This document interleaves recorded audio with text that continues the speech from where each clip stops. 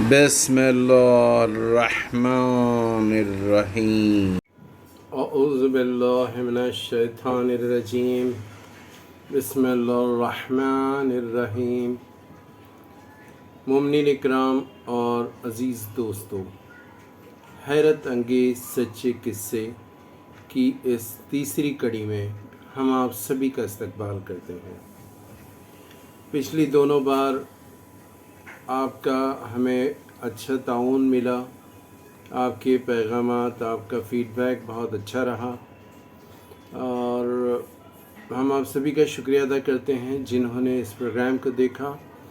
تو شیعہ Indian channel کے اس programme سچے حیرت انگیز قصے کی اس تیسری کڑی میں ایک ایسا سچا واقعہ ہم آپ کے گوش گزار کر رہے ہیں جس سے ہمیں اپنے اہل تشیع ہونے پر خوشی ہوگی، اور ہم دیکھیں گے کہ ہمارے اہل بیت علیہم السلام کو اللہ نے کتنی قدرت عطا کی ہے۔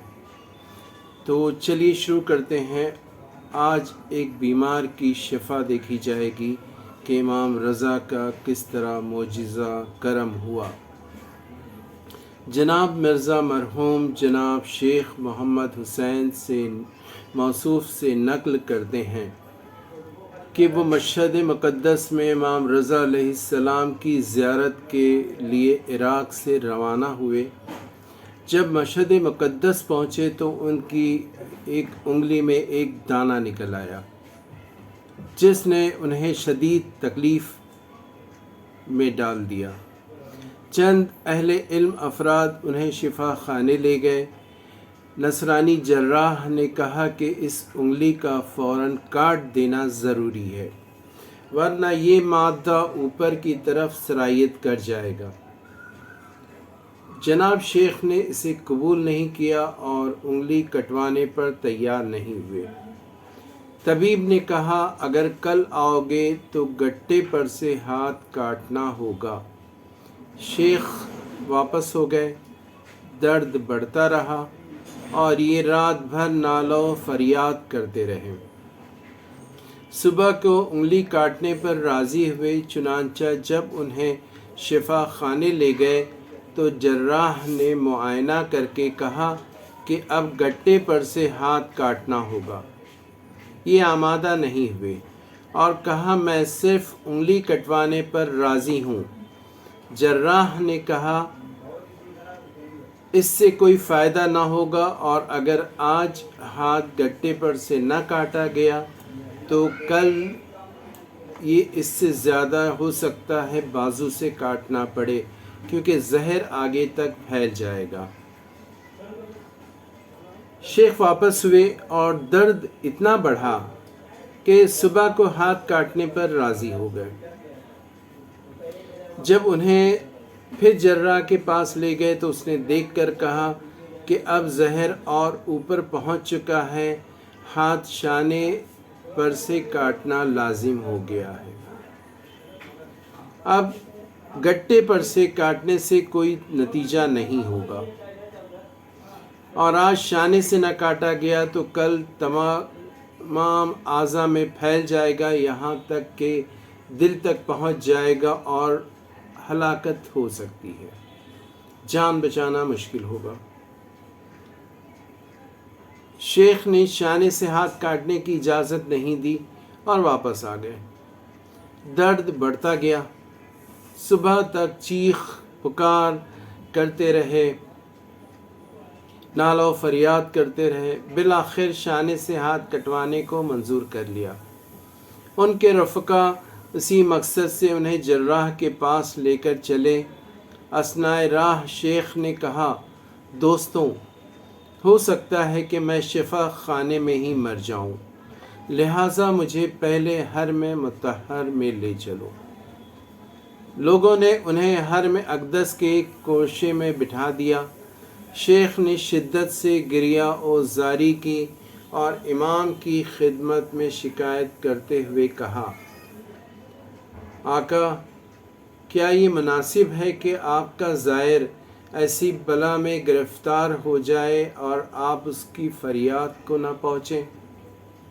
व अंतल इमामुर रऊफ़, आप बहुत मेहरबान इमाम हैं, बिलखुसूस अपने ज़ायर के हक़ में। इसके बाद उन पर गशी की हालत तारी हो गई। इसी आलम में उन्होंने इमाम रज़ा अलैहिस्सलाम की ज़ियारत की। हज़रत ने अपना दस्त मुबारक उनके शाने से उंगलियों तक खींचा और फरमाया, तुमने शिफा पाई। अल्लाहुम्मा सल्लि अला मुहम्मद व आल मुहम्मद। शेख अपने होश में आए तो देखा कि उनके हाथ में कतन दर्द नहीं है और उनके रफ़्क़ा अगर उन्हें शफ़ा खाने ले गए जाएं तो भी यही बताएंगे। उन्होंने अपने रफ़ीक़ों से भी हज़रत के दस्त मुबारक की बरकत से अपनी सेहत का हाल बयान नहीं किया। जब उन्हें नसरानी जर्राह के पास लाया गया और जर्राह ने उनके हाथ पर नज़र डाली तो उस दाने का कोई भी निशान नहीं मिला। उसने इस एहतिमाल से कि शायद वो दूसरा हाथ हो, उस हाथ को भी देखा तो उसे भी सही सालिम पाया। उसने कहा, ऐ शेख, क्या तुमने हज़रत मसीह से मुलाकात की है? उन्होंने फरमाया, इमाम के मुतालिक उन्होंने कहा, मैंने उन्हें देखा है जो मसीह से भी बालातर हैं और उन्हीं ने मुझे शिफा बख्शी है। इसके बाद इमाम के शिफा देने का माजरा बयान किया। देखा आपने, इमाम अपने चाहने वालों की हर वक्त हर तरह से मदद करते हैं। बस हमें चाहिए कि हम उन पर भरोसा करें, उन्हीं से फ़रियाद करें। इमाम रज़ा अलैहिस्सलाम की एक हदीस बयान करना चाहेंगे। आप फरमाते हैं, मन अरादा अन यकून अक़वन नास फल यतवक्कल अलल्लाह। आप फरमाते हैं कि तुम में से जो भी सबसे ज़्यादा कवि बनना चाहता है, मजबूत बनना चाहता है, तो वो बस अल्लाह पर तवक्कल करे। हमें देखना होगा कि क्या हम इस पर खरे उतरते हैं। अगर नहीं तो हमें कोशिश करनी होगी कि हम वो तवक्कल हासिल करें, अपने अहले बैत की मार्फत हासिल करें और अपनी छोटी बड़ी तमाम तकलीफ़ों को, तमाम मसाइल को अपने आका इमाम से बयान करें। यकीनी तौर पर आका इमाम हमारी मदद करेंगे, हमारी हाजात को भर लाएंगे। आज बस यहीं तक। इंशाअल्लाह अगले शब जुमा फिर कोई वाक़या लेकर आपकी खिदमत में हाज़िर होंगे। तब तक के लिए इजाज़त चाहते हैं। शुक्रिया, इल्तिमास दुआ, खुदा हाफ़िज़।